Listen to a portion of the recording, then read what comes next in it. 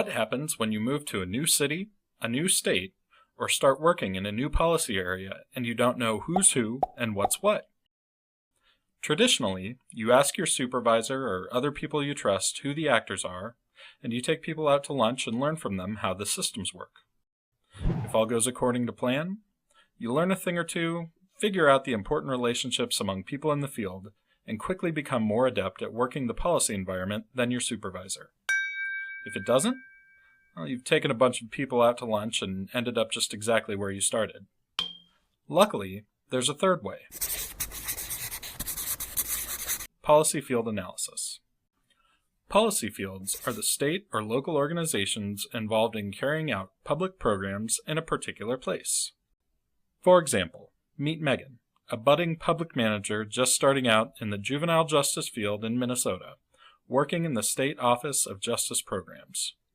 To get a lay of the land, Megan sits down and starts a policy field analysis. Quickly, she learns that the organization front and center in the field is the Office of Juvenile Justice and Delinquency Prevention at the United States Department of Justice. The OJJDP was authorized in 1974 to help states treat youth involved in minor crimes equity. The feds monitor state action and have the office submit program plans for working with at-risk and troubled youth every 3 years. Megan also learns that the state legislature passed legislation mandating all barriers to racial, ethnic, and gender fairness within the corrections and judicial systems were to be eliminated, creating a statewide level of complexity and authority. Yet she also knows that local jurisdictions, counties and cities, are involved in detaining and charging youth, creating a non-standardized system across the state. To understand how these laws actually influence organizations and programs, and how to strategically position her own work within the state agency, she creates a visual analysis of this field. To build a visual map that she can share with others, she first identifies the key players. Megan's office is within the state's Department of Public Safety, but many other public and nonprofit organizations are active in the juvenile justice field.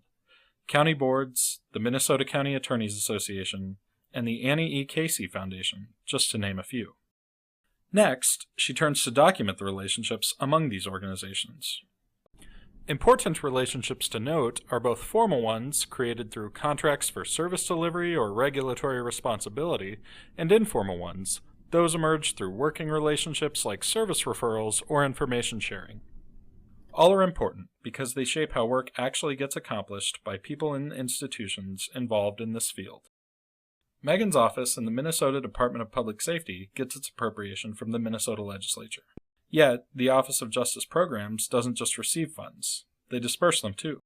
They fund county departments of corrections across the state, and those county agencies fund programs operated by sheriff's offices and police departments. All of these relationships, understandably, come with varying levels of accountability and documentation, and this goes a long way towards shaping the delivery of juvenile justice programs in the state. Personal and professional relationships also exist within and between people in these various organizations, and these informal linkages are sometimes just as powerful as formal funding streams. There are also many influential relationships beyond the publicly funded service system. Recognizing this, Megan uses this analysis to think outside her own agency's direct sphere of influence, taking a step back to view the entire policy map. What are other funding and influential relationships that may impact this field? The Corrections Professionals Associations, nonprofits that both educate and advocate on behalf of corrections professionals, also influence county departments of corrections. As a result, reaching out to those associations to build strategic relationships might well help her navigate the field more effectively.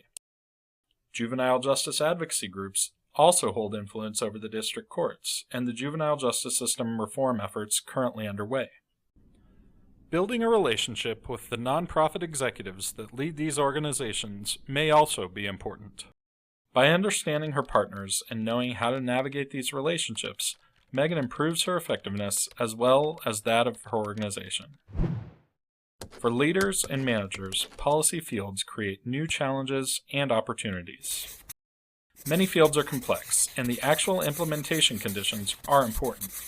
New policy will more likely achieve its desired intent if policymakers understand and account for the structure and dynamics of policy fields. Professionals working within these fields can be more effective if they better understand how laws, funding, and institutional relationships structure their options. As a tool, policy field analysis helps public affairs professionals more effectively manage their workflows and advance the missions of the organizations in which they work. For more information on policy field mapping, check out the Hubert Project, www.hubertproject.org, an initiative of the Public and Nonprofit Leadership Center at the Hubert H. Humphrey School of Public Affairs.